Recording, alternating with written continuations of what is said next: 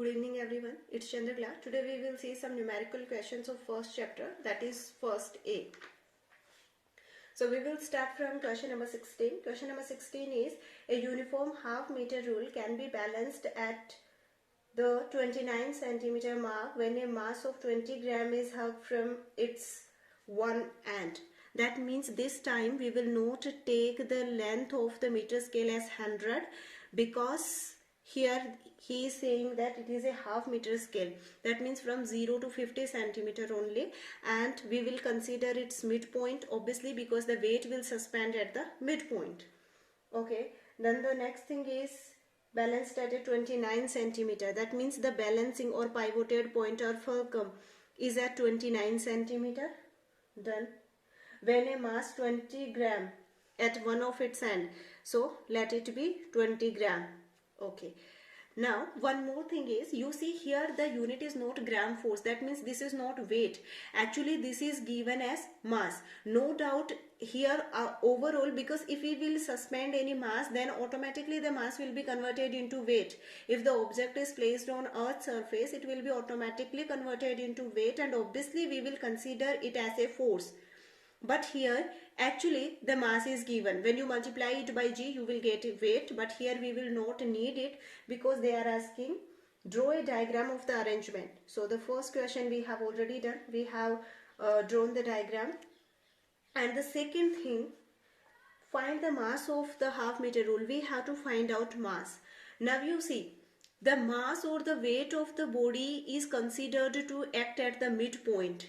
Alright, and obviously if you will suspend your mass in this direction or at this end, this will rotate your body in this direction. So you want one more force which can rotate the body in this direction also. So that's why from this concept also and that concept also, that the midpoint, the weight acts at the midpoint.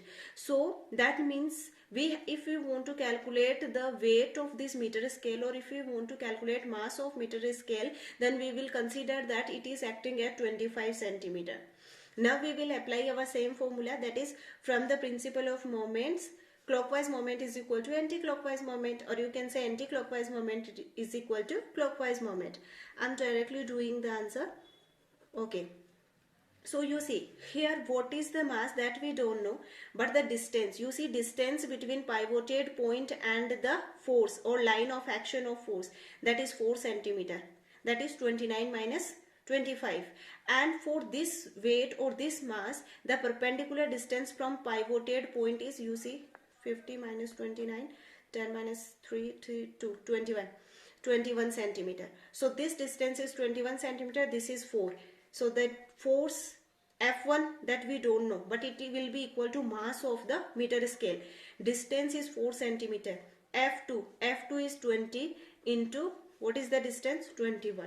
You see here we have not multiplied this mass by g. So this is also mass, and the answer which you will get, that will also be mass only.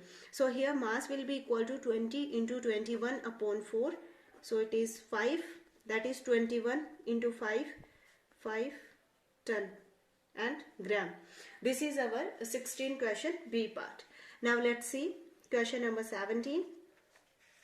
A uniform meter rule of mass 100 gram is balanced on a fulcrum at mark 40 centimeter by suspending an unknown mass m at mark 20 centimeter. That means this time we have our full meter scale. So here we are having a 0, then 50, and then last point 100. Okay, this is almost midpoint. That means exactly midpoint. So 50 is the midpoint. This is the condition, and fulcrum at 40.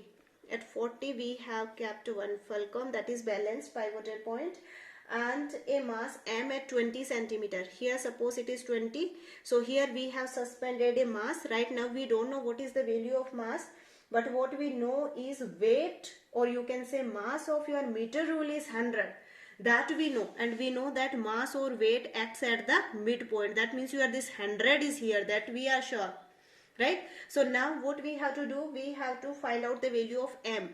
A part, we have to find out the value of m. You see this is your pivoted point and these are two forces. So that means from the principle of moment of force, clockwise moment is equal to anti-clockwise moment. Therefore, F1 D1 is equal to F2 D2. And here this force is acting due to this mass, but we don't know what is the value of mass. It's okay. D1, distance between this force or mass and the pivoted point. This is 40, this is 20. So how much it is? 20. So that is equal to 20. Now F2. F2 is this one. That means 100 gram, and then D2, this. Means this is the line of action of force, this is pivoted point, so the perpendicular distance between action of force and pivoted point is 10 centimeter, that is 50 minus 40, so it is 10. Now you see you want value of m, so okay, 100 into 10 upon 20, 0 0 cancel out, and here the answer is 50 gram. Here answer we are getting in gram because this 100 was also in gram. That means here we have not considered weight, we have considered only mass. This is A part. Now what is the B part? To which side the rule will tilt if mass m is moved to mark 10 centimeter. You see here, this condition actually I cannot explain in the video, but you can take a meter scale and you try to observe this answer. That you will do by yourself, because here I cannot write this. Try to put or balance this point at 10 centimeter. You have to bring this towards 10 centimeter. When you will do it practically at your home, you will get it. Otherwise, we have to discuss it in the next class. Okay, then the C part is what is the resultant moment now? Yes, from here maybe you can get something. He is saying that I have suspended this m now at a 10 centimeter. This is 10 centimeter. Now I have kept this mass m here. Now he is saying what is the moment now? So now you see the distance from the pivoted point is 30. This is 40, this is 10. What is the distance? That is 40. Mass you are already having, that is 50. So here for torque, he is asking moment of force, that is equal to F into D. F is this mass and this mass is 50 that you have found right now. This distance, initially it was 20 because the mass was suspended at 20. So 40 minus 20 was 20. But now it has been suspended at 10. So now how much it is? That is 30. And that is equal to how much? That is equal to 1500. Now you see this toe one. Right now we are talking about this one, right? So this toe one is actually 1500. That means the moment of force in this direction anti-clockwise is 1500. And clockwise moment will be due to this weight or mass of the body, and that already it is 1000. That means F2 into D2, that is same only, same as initial. That means here this mass is 100 and this is 10. That means here actually you can write here as anti-clockwise. Anti-clockwise, that is your toe 1, that is equal to 1500, whereas clockwise, that is toe 2, that is equal to 1000. Same from here. Here if you want to calculate, you can calculate again. I am not calculating because already I have calculated it here. Okay, so now in C part they are asking what is the resultant moment now. So anti-clockwise moment is 1500 and clockwise moment is 1000. So what is the resultant torque? That is 1500 minus 1000, that is equal to 500. Unit you can write as you are having here. It's gram force into centimeter. Okay, now you see this is C part. Now D part, and the direction is anti-clockwise because you see anti-clockwise moment is more than clockwise. So overall the direction will be anti-clockwise. Now the fourth part they are asking is how can it be balanced by another mass of 50 gram. He is saying that this extra torque, how it 500 extra torque can be balanced if you will put a mass of 15 gram. That means this is your force and D that we don't know. So you can calculate D from here. That is 50, 0, 0, 5, 10. That is equal to 10 centimeter. But this answer is from pivoted point. Okay. So that means here 10 centimeter from pivoted point, and pivoted point is at 40. So 40 plus 10 is equal to 50 centimeter. That means if you will suspend a mass of 50 gram at 50 centimeter, then your this meter scale will come again in the balanced state or same thing. Okay, now we will see question number 18. In figure 1.35, a uniform bar of length L meter is supported at its ends and loaded by a weight of W kilogram force at its middle. In equilibrium, find the reactions R1 and R2 at the end. Okay, first of all, we will have to draw the diagram. Obviously, without diagram, we cannot do anything. Weight is suspended here, that is given in kilogram force, and he is saying that here one force, that is R2, and here one force, that is R1. Yes, this is the diagram given. Now what he want? He want L meter. That means the total length of this is L meter. Okay. W kilogram force in equilibrium. Find the reaction R1 and R2. Here we have to find out the value of R1 and R2. So obviously, as the hint is given in your book, same way we will start from there itself. That is, you see, first of all we can write that this W is equal to R1 plus R2. Why?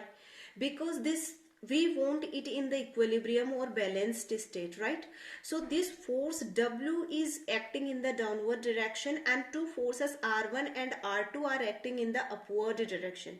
That means if you want this meter scale or rod in the equilibrium state, then your all the forces which are acting in the downward should be equal to all the forces which are acting in the upward direction for a balanced state. Okay, that's why in downward only one force is acting, that is W, and if it is in the balanced state, then this W which is acting in the downward direction must be equal to all the forces acting in the upward direction. That means they both must be equal numerically. So that's why W is equal to R1 plus R2. This is one concept. Okay, done. Now you see, if you will see from here, your R will try to rotate it in this direction and your R2 will try to rotate it in this direction. This we have already seen. That means one force will rotate it in the clockwise direction and another force will rotate it in the anti-clockwise direction. Done. Now from here, since we are talking about equilibrium, so we will see the clockwise and anti-clockwise both conditions. So if we are talking about clockwise torque, then you see this R1, this is rotating, trying to rotate it in the clockwise direction. So for this clockwise direction, this is our force and this is the perpendicular distance. This is pivoted point now, it's given in the question.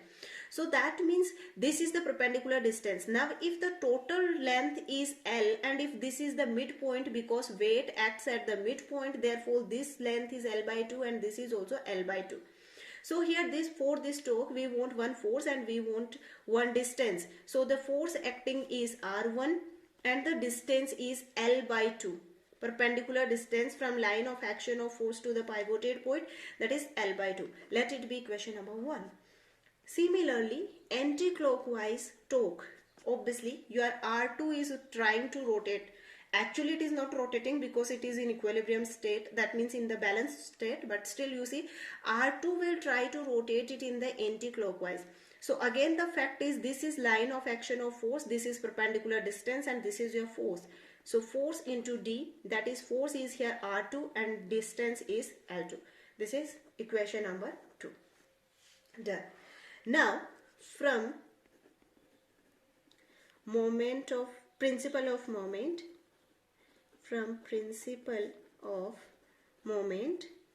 in balanced state or in equilibrium, clockwise moment is equal to anti-clockwise moment. Done.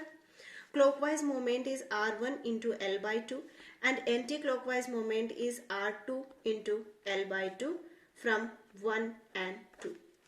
Done. Now you see, that means R1 is equal to R2. Equation number 3. Right. Now you see this W is equal to R1 plus R2 and we know that R1 is equal to R2. Therefore, if W is equal to R1 plus R2, then instead of any of one, I can keep another one. That means instead of R2, I can put here R1 because R1 is also equal to R2. Otherwise, you can put R2 at both the places. That is your choice. That is equal to W. Now you see W is equal to 2 times of R1. Therefore, R1 is equal to W by 2. Right? And you are saying that R1 is equal to R2. So if R1 is equal to W by 2, then R2 is also equal to W by 2. This is our answer. Okay. Rest of the things we will see in the next class. Thank you.